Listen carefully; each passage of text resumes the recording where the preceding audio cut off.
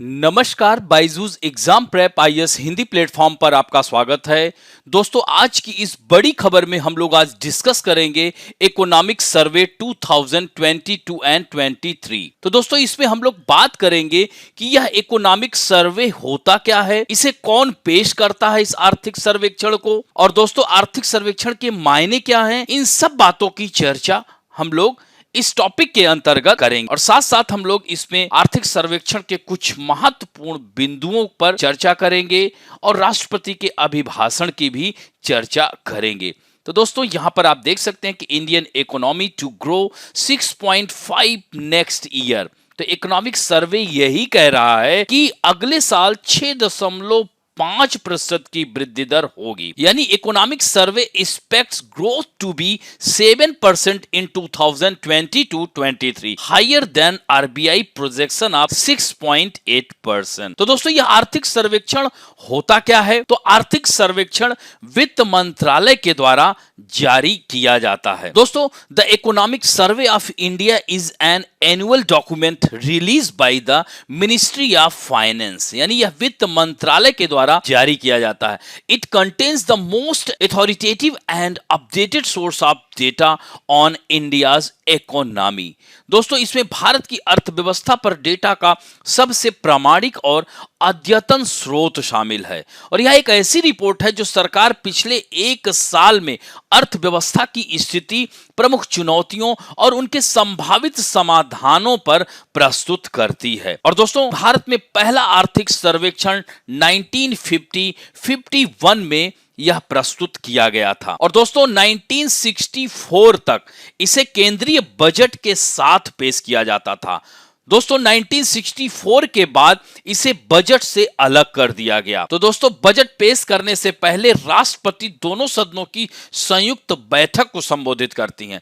तो उसमें जो कुछ प्रमुख बातें हुई हैं हमारे देश के राष्ट्रपति के द्वारा, जैसे कि हमारी सरकार द्वारा राष्ट्र हित में लिए गए निर्णयों के कारण भारत की स्थिति अन्य देशों की तुलना में काफी बेहतर है। भगोड़े आर्थिक अपराधियों से निपटने के लिए सरकार ने कठोर कानून पारित किया। सरकारी ई मार्केट प्लेस ने 3 लाख करोड़ रुपए से अधिक का लेन देन देखा है। दोस्तों, जीएसटी आयुष्मान भारत के लिए वरदान सिद्ध हुआ है। इसी तरह से अगर देखें तो केंद्रीय महिला सशक्तिकरण के लिए भी हमारा सरकार कार्य कर रही है। 11 करोड़ छोटे किसान हमारी सरकार की प्राथमिकता में हैं।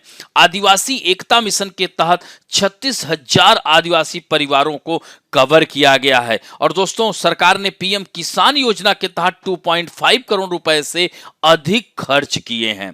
तो इस तरह से यह अभिभाषण की प्रमुख बातें रही हैं, और यहां पर इस इमेज को भी जरूर देखिएगा। और इसके साथ साथ अर्थव्यवस्था की स्थिति जो कि रिकवरी पूर्ण थी, यानी इसकी जो वसूली पूर्ण रही है 2022-23 में, तो वित्त वर्ष 24 में भारत की जीडीपी वृद्धि मजबूत रहने की उम्मीद है, क्योंकि जीडीपी का अनुमान 6 से 6.8 की सीमा में रहेगा। केंद्र सरकार का पूंजीगत व्यय कारपोरेट्स की बैलेंस शीट को मजबूत करने के कारण निजी कैपेक्स में भीड़ चालू वर्ष में भारतीय अर्थव्यवस्था के विकास चालकों में से एक है। दोस्तों, अप्रैल दिसंबर 2022 में अन्य उभरती बाजार अर्थव्यवस्था की तुलना में भारतीय रुपए ने अच्छा प्रदर्शन किया है। सार्वजनिक डिजिटल प्लेटफॉर्म के विस्तार और विनिर्माण उत्पादन को बढ़ावा देने के उपायों से आर्थिक विकास को बढ़ावा मिलेगा। और दोस्तों, यहां पर ये पॉइंट देख सकते हैं कि इंडिया बाउंसेस बैक, तो इस पॉइंट्स को भी जरूर ध्यान रखेंगे। दोस्तों, सामाजिक अवसंरचना और रोजगार के क्षेत्र में देखा जाए तो हमारी सरकार ने उल्लेखनीय वृद्धि की है, यानी जीवन की बेहतर गुणवत्ता के लिए सरकारी व्यय में वृद्धि हुई है। वित्त वर्ष 23 से 27 तक 14,500 से अधिक पीएम श्री स्कूलों का विनिर्माण किया जाएगा। आईआईटी, आईआईएम, ट्रिपल आईटी की संख्या में वृद्धि की जाएगी। शहरी रोजगार महामारी के पूर्व स्तर के नजदीक पहुंच गया है। तो ये सारे पॉइंट इन्हें जरूर ध्यान रखेंगे। दोस्तों, जलवायु परिवर्तन और पर्यावरण के क्षेत्र में भारत ने 2070 तक शुद्ध शून्य उत्सर्जन लक्ष्य हासिल करने के लिए नेट जीरो संकल्प की घोषणा की है। India declared the net zero pledge to achieve net zero emission goal by 270. दोस्तों India achieve it's target of 40% installed electric capacity from non fossil fuels ahead of 2030 यानी 2030. The likely installed capacity from non-fossil fuel to be more than 500 gigawatt by 2030, resulting in decline of average emission rate by around 29% by 2029-30 compared to 2014-15. तो देख सकते हैं कि इस आर्थिक सर्वे में हर क्षेत्र में चर्चा की गई है। दोस्तों एक जन आंदोलन जीवन शैली पर्यावरण के लिए शुरू किया गया है। सॉवरेन ग्रीन बॉन्ड फ्रेमवर्क नवंबर 2022 में जारी किया गया। राष्ट्रीय हरित हाइड्रोजन मिशन 2047 तक भारत को ऊर्जा में आत्मनिर्भर बनाने में सक्षम होगा। दोस्तों green hydrogen production capacity of at least 5 MMT यानी million metric ton per annum to be developed by 2030. Cumulative reduction in fossil fuel import over 1 lakh crore and creation of over 6 lakh job by 2030 under the National Green Hydrogen Mission. Renewable energy capacity addition of about 125 gigawatt and abatement of nearly 50 MMT of annual greenhouse gas emission by 2030.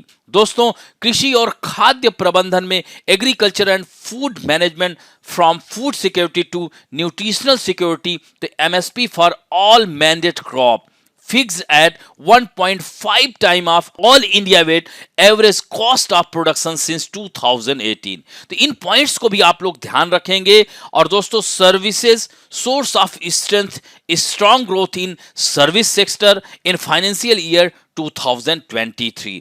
दोस्तों PMI services witnessed strongest expansion since जुलाई 2022. तो इन points को भी आप लोग जरूर ध्यान दीजिएगा। भारतीय अर्थव्यवस्था पर एक नजर अगर इस इमेज के माध्यम से देखेंगे तो यह पूरा आपको चाहे उद्योग क्षेत्र हो, चाहे कृषि और संबंधित गतिविधियां हो, विदेशी मुद्रा भंडार हो, राजकोषीय घाटा हो, मुद्रास्फीति हो, जीडीपी वृद्धि दर हो, सेवाएं हो, इन सब के बारे में आपको इस इमेज के माध्यम से पता चल जाएगा। दोस्तों हालांकि हमारी जो आर्थिक सर्वे पर और बजट पर हर साल क्लास अलग से होती है वो तो आपको मिलेगी ही, यहां पर इसे संक्षिप्त में आप लोग ध्यान रखिएगा। तो इस तरह से हम कह सकते हैं कि 2023-24 के दौरान भारत की जीडीपी दर 6.0 से 6.8% तक रहेगी, जो कि वैश्विक आर्थिक राजनीतिक घटनाक्रमों पर निर्भर है। तो इस तरह से आर्थिक सर्वेक्षण 2022-23 का अनुमान है कि जीडीपी विकास दर वित्त वर्ष 2024 के लिए वास्तविक आधार पर 6.5% रहेगी और अर्थव्यवस्था की विकास दर मार्च 2023 को समाप्त होने वाले वर्ष के लिए 7% रहने का अनुमान है, जो कि पिछले वित्त वर्ष में यह विकास दर 8.7% रही थी। सूक्ष्म लघु और मध्यम उद्यम क्षेत्र के लिए ऋण में तेज वृद्धि दर्ज की गई, जो कि जनवरी-नवंबर 2022 के दौरान औसत आधार पर 30.5% रही है। तो दोस्तों इस तरह से बहुत सारे पॉइंट हैं, इन्हें ध्यान रखेंगे। और इस तरह यह केंद्र की जो मोदी सरकार है, दूसरी बार यह सरकार बनी थी, तो यह अपना आखिरी पूर्ण केंद्रीय बजट 2023-24 को 1 फरवरी को पेश करने जा रही है। तो इस तरह से आप लोग कल पूर्ण बजट पेश होगा, उससे पहले आर्थिक सर्वेक्षण संसद में पेश किया जाता है और हम आपको बताए ही कि यह आर्थिक सर्वेक्षण कौन पेश करता है। अगर इसके मायने की बात करें तो आर्थिक सर्वेक्षण देश की अर्थव्यवस्था की जानकारी देता है और सरकार के बजट का रूपरेखा होता है। इसके आते ही यह पता चल जाता है कि सरकार जो केंद्रीय बजट पेश करने जा रही है उसमें क्या है। सीधे शब्दों में ये कहें तो भारतीय अर्थव्यवस्था के सेहत का यह लेखा जोखा है। इसके जरिए सरकार लोगों के सामने जानकारी देती है कि देश की अर्थव्यवस्था की मौजूदा स्थिति क्या है और सरकार की कितनी योजनाएं तेजी से आगे बढ़ी हैं और किस क्षेत्र में कितना निवेश मिला है। तो तो दोस्तों केंद्रीय बजट से पहले पेश किए जाने वाला यह आर्थिक सर्वेक्षण को तैयार करने की जिम्मेदारी देश के मुख्य आर्थिक सलाहकार के नेतृत्व वाली टीम के कंधों पर होती है और इस टीम में सीईए के साथ वित्त और आर्थिक मामलों के विशेषज्ञ भी शामिल होते हैं, यानी मुख्य आर्थिक सलाहकार के साथ आर्थिक विशेषज्ञ भी शामिल होते हैं। तो यह महत्वपूर्ण रहा आज के इस बिग न्यूज में। दोस्तों आज के लिए आप लोगों के लिए प्रश्न है, दोस्तों भारत की संसद में सबसे अधिक बार बजट पेश करने वाले कौन से मंत्री रहे हैं? दोस्तों दूसरा महत्वपूर्ण प्रश्न है कि भारतीय संविधान के किस अनुच्छेद में बजट के बारे में विवरण दिया गया है? तो इस तरह से इन दोनों प्रश्नों के उत्तर जरूर दीजिएगा। आशा करता हूं कि आज का भी यह बिग न्यूज आप लोगों को अच्छा लगेगा। यदि अच्छा लगे तो प्लीज लाइक, शेयर, सब्सक्राइब और बेल आइकन दबाना ना भूलें। धन्यवाद।